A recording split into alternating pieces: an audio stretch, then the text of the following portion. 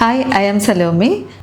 എല്ലാവരും അറിഞ്ഞിരിക്കുന്നത് പോലെ NEET 2026 applications start ചെയ്തിരിക്കുകയാണ്.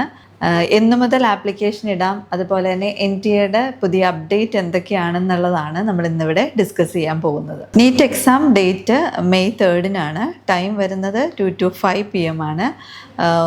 3 hours ആണ് എക്സാം ടൈം വരുന്നത്. 13 ലാംഗ്വേജുകളിൽ നിങ്ങൾക്ക് നീറ്റ് എക്സാം എഴുതാൻ സാധിക്കും. ഇപ്പോൾ ഫോർ എക്സാമ്പിൾ മലയാളത്തിലാണ് നിങ്ങൾ എഴുതുന്നതെങ്കിൽ ഇംഗ്ലീഷ് ബുക്ക്ലെറ്റും അതോടൊപ്പം ലഭ്യമാകുന്നതുമാണ്. നീറ്റ് ആപ്ലിക്കേഷൻ സബ്മിറ്റ് ചെയ്യാനുള്ള ഡേറ്റ് February 8 മുതൽ March 8 രാത്രി 9 മണി വരെയാണ്.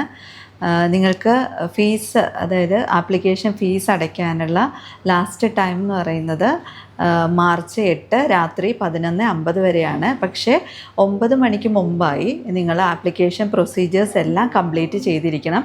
ട്രാൻസാക്ഷൻ ടൈമാണ് 11:50 എന്ന് പറഞ്ഞിരിക്കുന്നത്.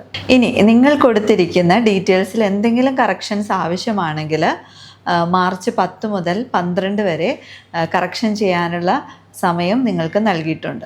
ഇനി ഓരോ കാറ്റഗറി ഓഫ് സ്റ്റുഡൻസിനും നീറ്റ് ആപ്ലിക്കേഷൻ ഫീ അടയ്ക്കേണ്ട തുക എത്ര എന്നുള്ളത് നമുക്ക് നോക്കാം.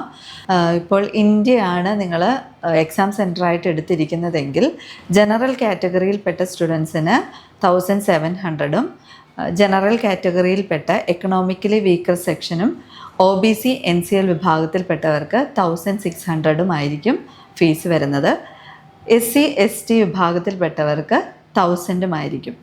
ഇനി നിങ്ങൾ ഔട്ട്സൈഡ് ഇന്ത്യയാണ് നിങ്ങൾ എക്സാം സെൻറ്ററായിട്ട് എടുക്കുന്നതെങ്കിൽ ഏത് കാറ്റഗറിയിൽപ്പെട്ടവർക്കും 9500 ആയിരിക്കും നിങ്ങളുടെ എക്സാം ഫീസായിട്ട് വരുന്നത്. ഇനി നിങ്ങൾക്ക് 2 രീതിയിൽ ആപ്ലിക്കേഷൻ സബ്മിറ്റ് ചെയ്യാൻ സാധിക്കും.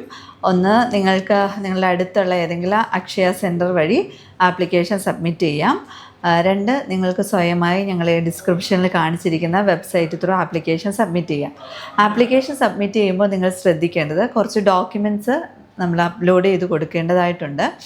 അതിന് വേണ്ട ഡോക്യുമെൻറ്റ്സ്, ഒന്ന് പാസ്പോർട്ട് സൈസ് ഫോട്ടോ, വൈറ്റ് ബാക്ക്ഗ്രൗണ്ടിലുള്ള പാസ്പോർട്ട് സൈസ് ഫോട്ടോ ആയിരിക്കണം.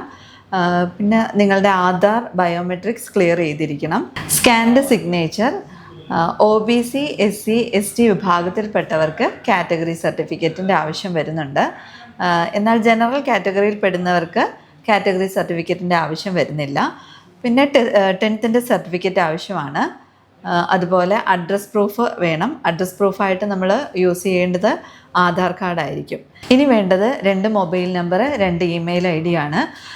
ഇത് കൊടുക്കുമ്പോൾ നമ്മൾ കറക്റ്റായിട്ട് കൊടുക്കാൻ ശ്രമിക്കുക, കാരണം ഇതിലേക്കായിരിക്കും OTP ജനറേറ്റ് ചെയ്യുന്നത്. ഇനി +2 കഴിഞ്ഞ സ്റ്റുഡൻസ് ആണെങ്കിൽ +2 മാർക്ക് ലിസ്റ്റ് കൂടി നമ്മൾ അപ്ലോഡ് ചെയ്ത് കൊടുക്കേണ്ടതായിട്ടുണ്ട്. പിന്നെ വരുന്നത് ലൈവ് ഫോട്ടോ ആണ്. ഈ ലൈവ് ഫോട്ടോ തന്നെയായിരിക്കും നീറ്റ് അഡ്മിറ്റ് കാർഡിലും വരുന്നത്. ഇനി കൂടുതലായിട്ട് നിങ്ങൾക്ക് നീറ്റ് ആപ്ലിക്കേഷനെ കുറിച്ചോ നീറ്റ് ആപ്ലിക്കേഷൻ ഇടുന്നത് എങ്ങനെയാണ് എന്നതിനെക്കുറിച്ച് അറിയണമെങ്കിൽ ഡിസ്ക്രിപ്ഷനിൽ നമ്പർ കൊടുത്തിട്ടുണ്ട്. ആ നമ്പറിലേക്ക് കോൺടാക്റ്റ് ചെയ്യാവുന്നതാണ്. അപ്പോൾ നീറ്റ് എഴുതുന്ന എല്ലാ സ്റ്റുഡൻസിനും ബെസ്റ്റ് വിഷസ്. Thank you.